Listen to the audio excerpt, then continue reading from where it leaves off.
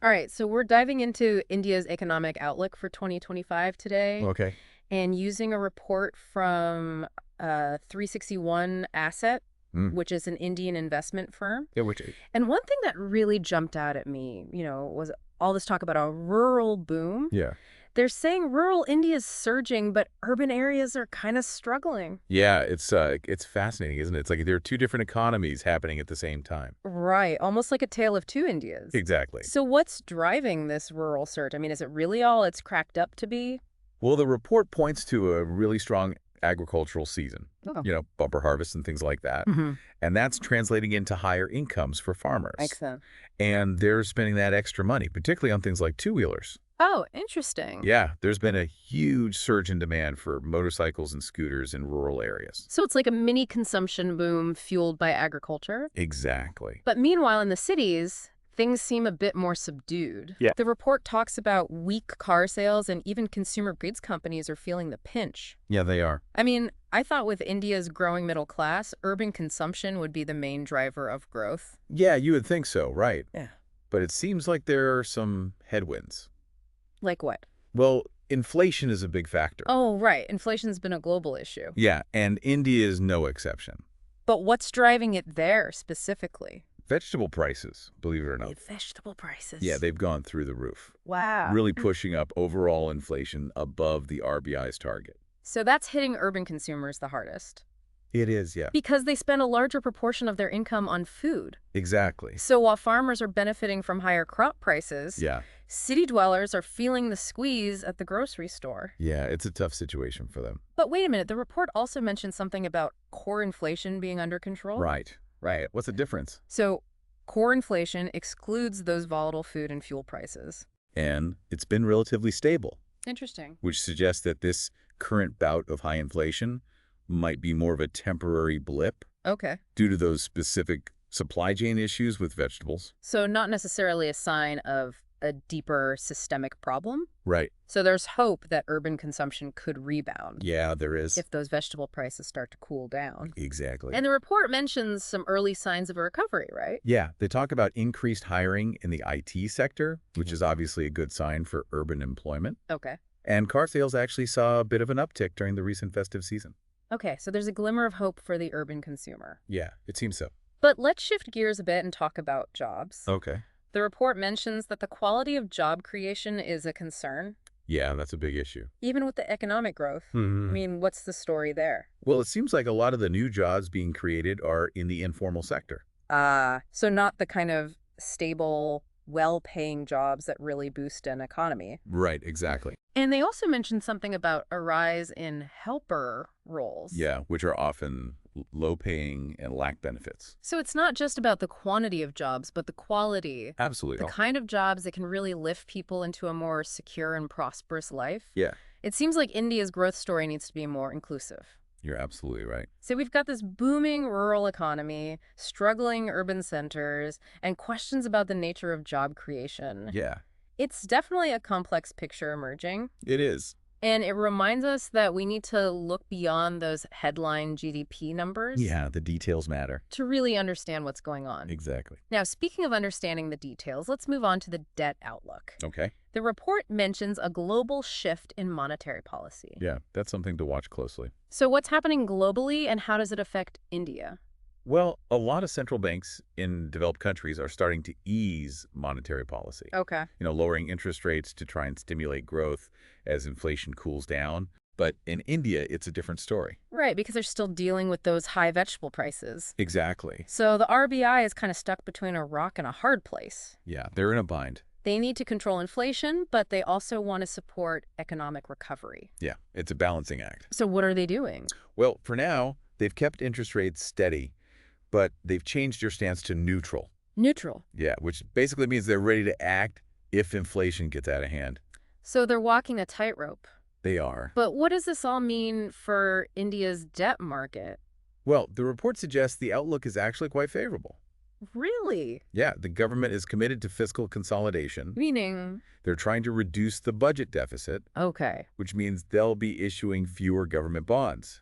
And that's good news for investors. Well, it could be, yeah, How so? because less supply could make existing bonds more attractive. Okay. potentially driving up their prices. So less supply, more demand, higher prices. But wait, what about those global interest rate cuts we talked about? Yeah. Wouldn't that make Indian bonds less attractive to foreign investors? It could. Yeah, that's a valid concern. Because if returns on bonds in developed markets start to rise, Mm-hmm. Indian bonds might seem less appealing in comparison. Right. So it's a risk factor to keep in mind. It is. But overall, it sounds like India's debt market isn't flashing any major red flags for now. No, not The right. government's commitment to fiscal discipline Yeah. and the potential for rate cuts down the line Mhm. are creating a relatively positive outlook. For now, But yes. vigilance is key. Always. We need to keep an eye on those global interest rate trends. Absolutely. Now, I'm really curious to unpack the equity market outlook. Okay. The report hints at a bit of a mixed bag. Yeah, there are some things to be excited about and some things to be cautious about. So what's the story there? Well, the headline indices haven't been performing that well, Okay. partly due to foreign investors pulling out some of their money. Oh, interesting. Valuations are still pretty high, Mm-hmm. and earnings in the last quarter were a bit disappointing. So some headwinds for sure. Yeah. But then there's this whole IPO boom happening in India. Right. The report mentions it's leading the world in terms of new listings. Yeah, it's remarkable. So what's driving that? It seems like there's a lot of investor enthusiasm for new companies, Okay. especially in sectors like technology and renewable energy. Mm-hmm. And it's not just the number of IPOs, it's the amount of capital being raised, Wow. which shows there's a real appetite for growth stories in India. Yeah, definitely. But, those high valuations and weak earnings we talked about earlier Yeah. do raise some questions about this IPO frenzy. Right. Like, is it sustainable? Exactly. Are these companies really worth the hype? That's the million-dollar question for investors. So proceed with caution, Yeah, I would say so. especially when there's so much exuberance in the market. Hmm. But let's zoom out a bit and talk about the long-term drivers of growth for the Indian market. Yeah, the big picture. What's the report's take on that? Well, they emphasize India's long-term potential, Okay. and they point to several factors that support this optimism. Like what? Well, first and foremost is the demographic dividend. Right. India has a young and growing population, Exactly. and that translates into a large and expanding consumer base. It does. More people, more spending, more opportunities for businesses. That's the idea. It's a classic growth story. Yeah. But isn't that potential already reflected in the current valuations? That's a valid point. So is there more to the story than just population growth? There is, yeah. What else is driving this long-term growth? Well, alongside population growth, we're also seeing rising incomes Okay. and a burgeoning middle class. So greater purchasing power Exactly. and a shift towards more discretionary spending. Yeah, which creates a whole new landscape of opportunities for businesses. Okay, so even if the current market is a bit frothy, the long-term consumption story remains intact. It does. What else does the report highlight as a driver of future growth? They talk about the government's push for structural reforms. Okay. Things like simplifying regulations, improving infrastructure, and promoting digitalization. So creating a more business-friendly environment Exactly. and boosting productivity. Right. So it's not just about demographics. Mhm. It's about creating the right conditions for businesses to thrive and for innovation to flourish. It is. It sounds like India is laying the groundwork for sustainable long-term growth. That's the goal, anyway.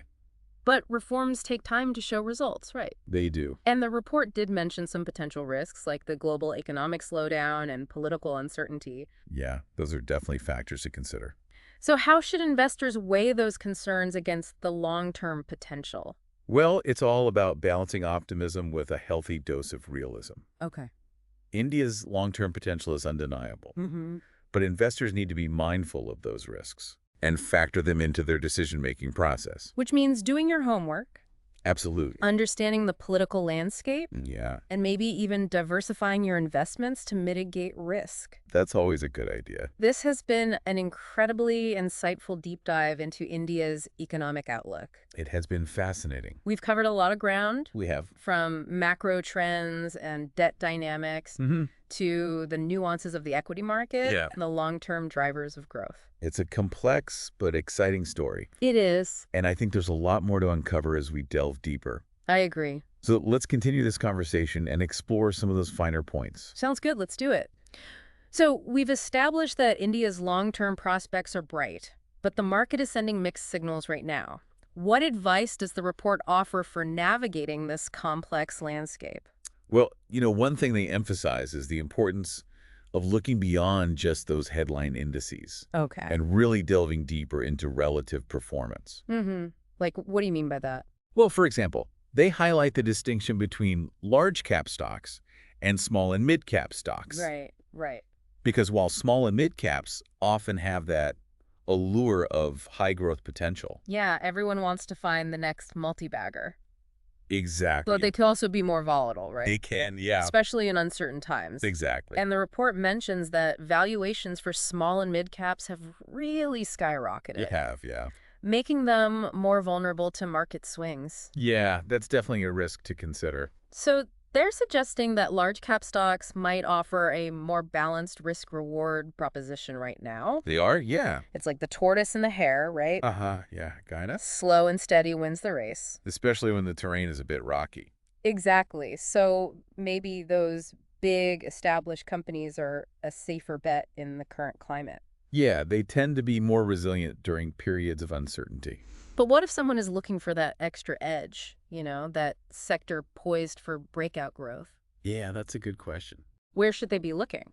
Well, the report does dive into some specific sectors that are particularly intriguing. Okay, like what?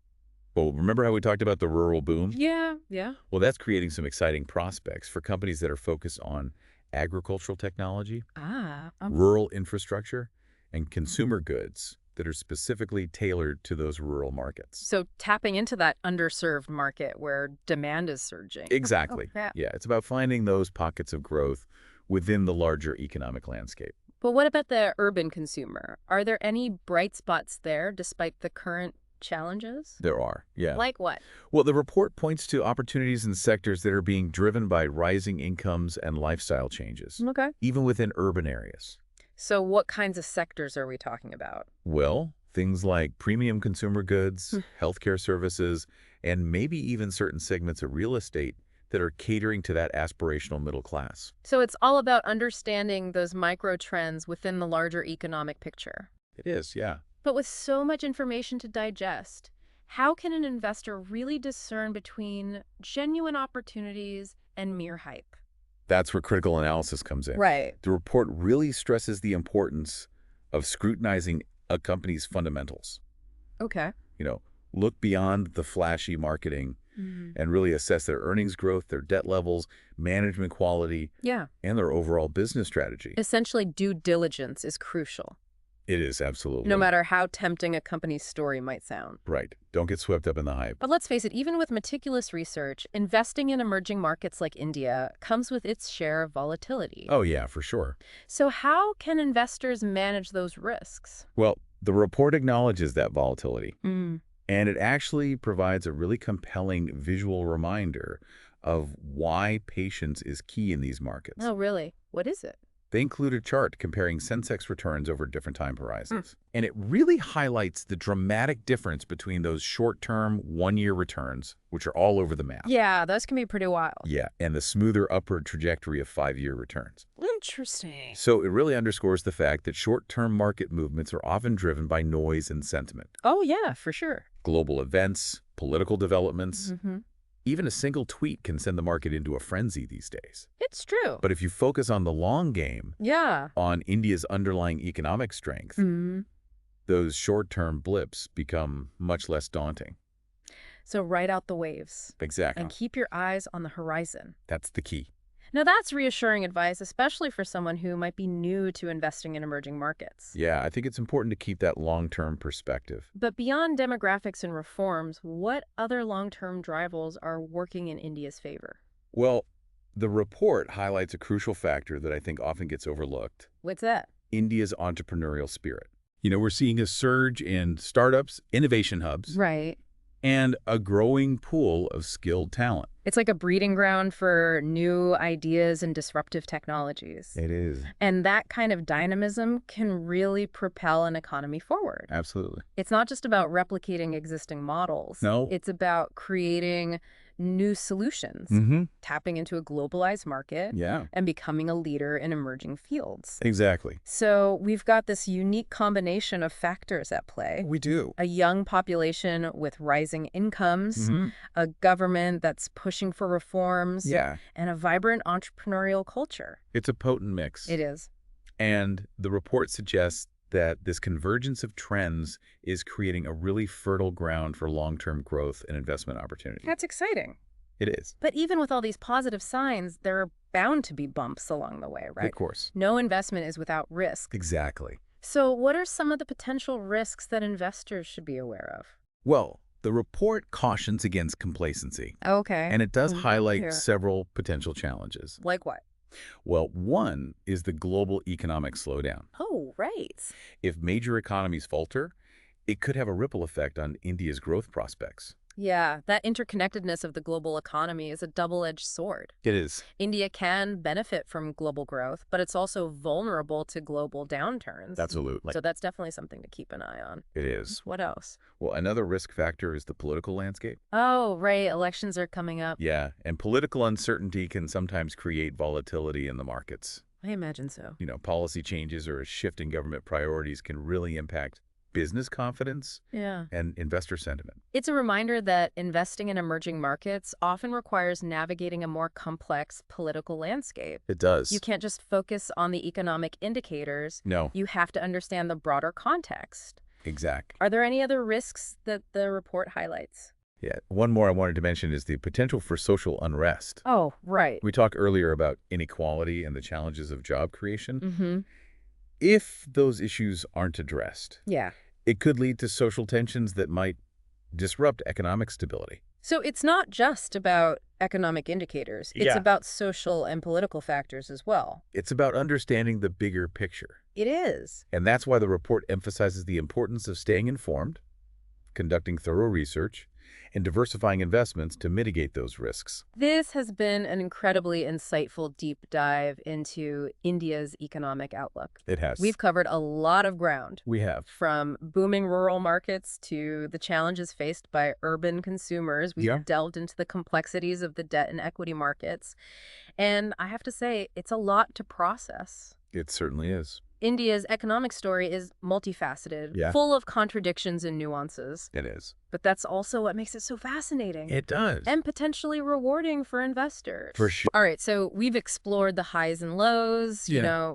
booming rural markets, but then urban consumers are facing some challenges. Mm-hmm. And we really dug into those debt and equity markets. We And did. I have to say, it's a lot to take in. It is. Yeah, it's a complex story. So as we kind of wrap up this deep dive, Okay. what are the big takeaways? Like, what should our listeners really keep in mind when they're thinking about India as an investment? Yeah.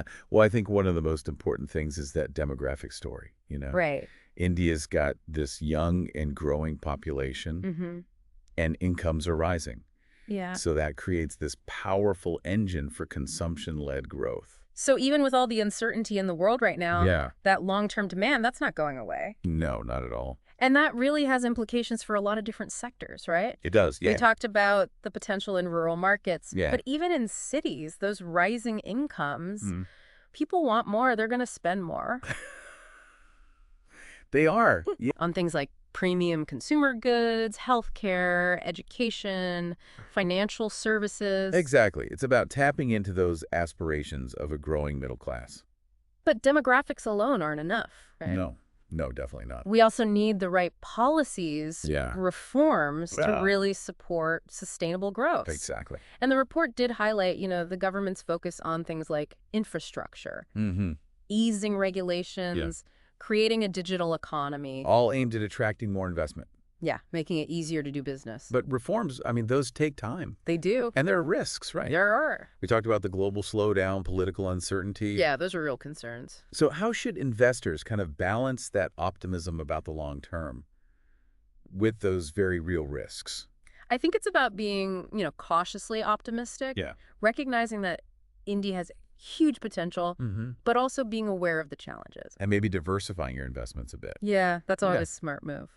Not putting all your eggs in one basket. Exactly. So beyond just spreading your investments across sectors, Mhm. you were also talking about different investment styles. Yeah, like thinking about your own risk tolerance Okay. and your investment goals. So like a growth-oriented approach for someone who's willing to take on more risk. Right. Focusing on those companies with high earnings potential, Hmm. even if they're a bit pricey right now. And then a value-driven approach for someone who's maybe a bit more conservative. Yeah. Looking for those undervalued companies with strong fundamentals. So there's really something for everyone in the Indian market. There is, yeah, it's a diverse market It is. with a lot of different opportunities. Now, stepping back a bit, Good. beyond those specific sectors and investment strategies, Yeah.